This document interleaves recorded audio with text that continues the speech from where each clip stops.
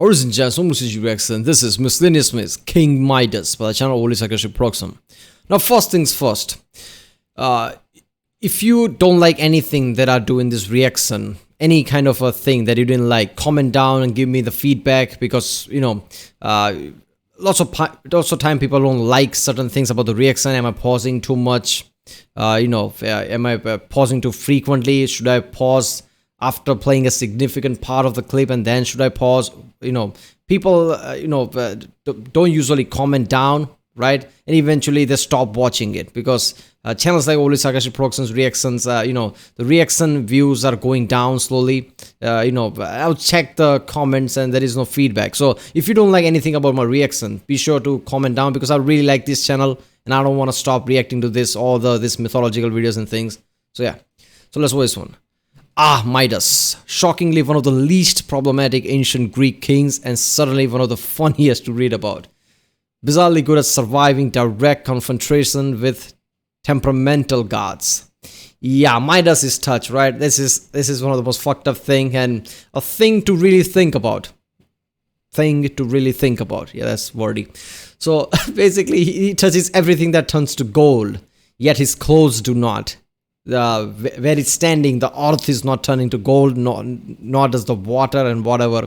I don't know. But, I reacted to Khazgazar video on that, right? Khazgazar made about weirdly. And people said that there is a reason behind this and that. But still, it's just weird to, see that.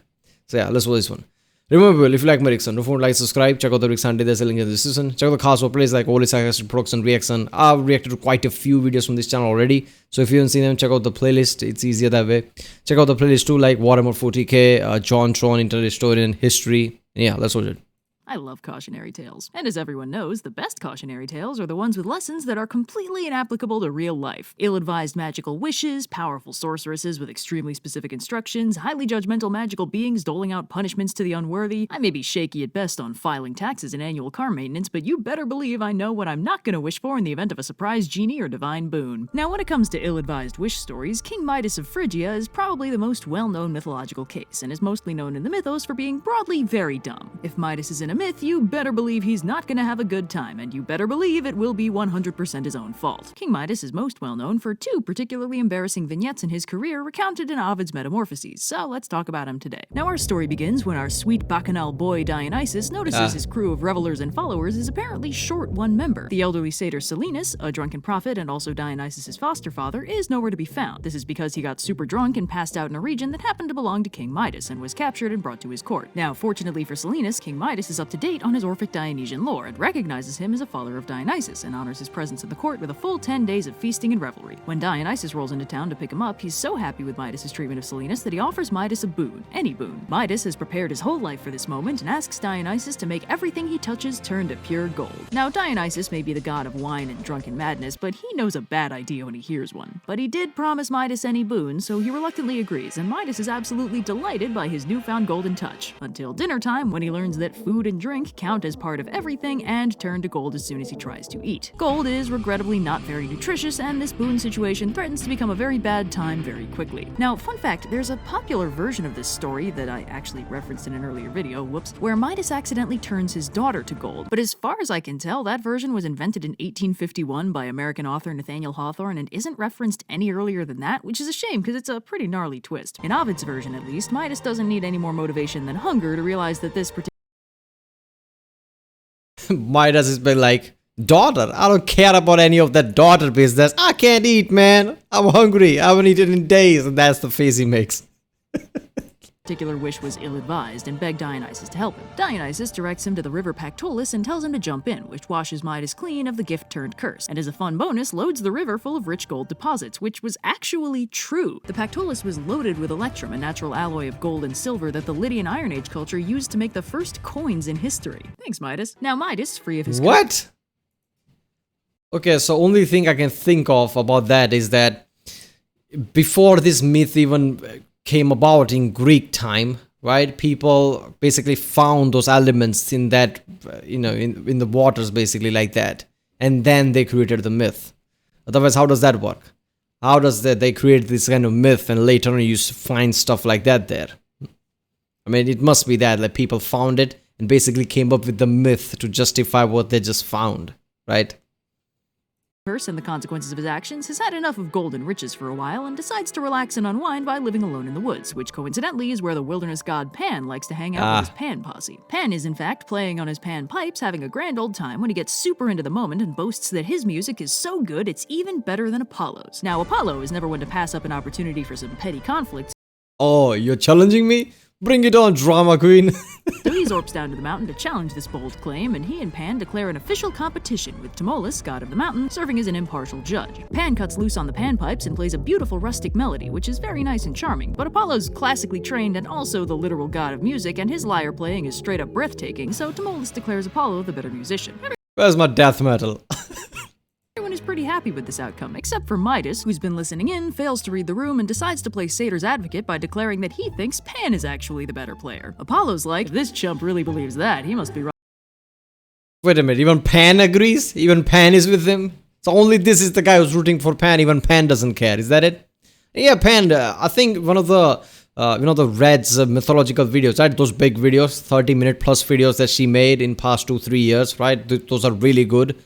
Aphrodite one, then there is this, Hades and Persephone, then there's the Loki one. In one of those videos, I think she talks about Pan, right? Like how the background of Pan, where the Pan comes from, is really old. Very, very old god, one of the, right? As far as I remember. Rocking some donkey ears or something. And the raw power of that sick nasty burn physically transforms Midas's normal human ears into donkey ears. Midas hides those bad boys under a big turban so nobody finds out the truth or questions him for anything beyond dubious fashion choices, but he can't hide from his barber, who stalwartly keeps it a secret from everyone, but eventually gets so pent up that he goes out, digs a hole, whispers the truth into the hole, and then buries it, which sounds like something you'd get recommended in therapy and would probably have been totally harmless if it hadn't caused reeds to grow from that spot that whispered the secret whenever the wind blew.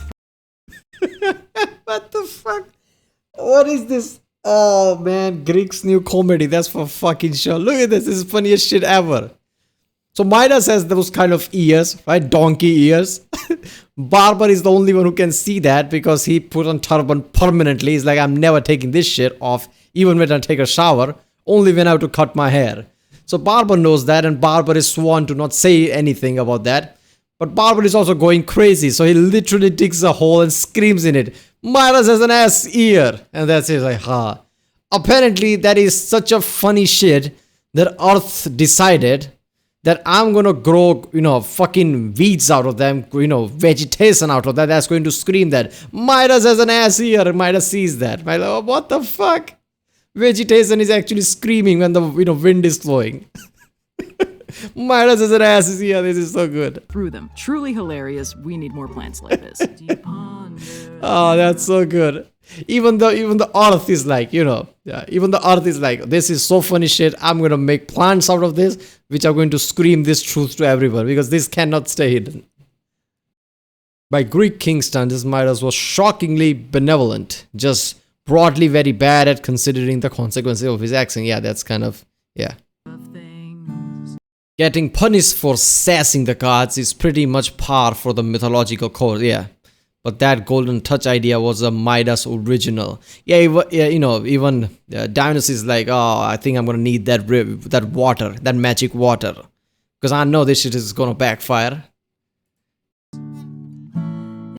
Adding the Midas petrifies his own daughter twist was neat and gnarly, but I prefer the Ovid version where the only price Midas pays is his own misery. Yeah, I mean, that's, introducing family shit was very, I guess, Christian thing to do in the 18th, 19th centuries. Like, your sins can affect your family type of thing. But in the Greek culture, usually your sins can affect you in a way. It's not that, family is not introduced in lots of mythology where you do something, your family suffers. But, lots of time you do something stupid and you suffer for it. That's the trend. So him going hungry is understandable. Obviously, in the 19th century, that was added that his daughter also turns to gold.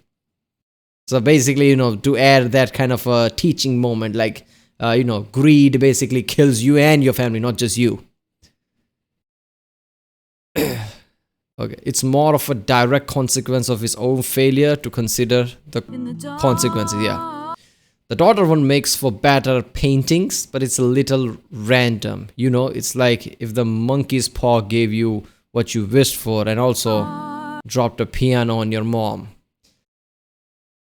I mean, the point of that is basically, you know, everybody loves their kids, right? Because apparently wives at the time were not so important. So I guess he just used the daughter example, apparently, in the 19th century.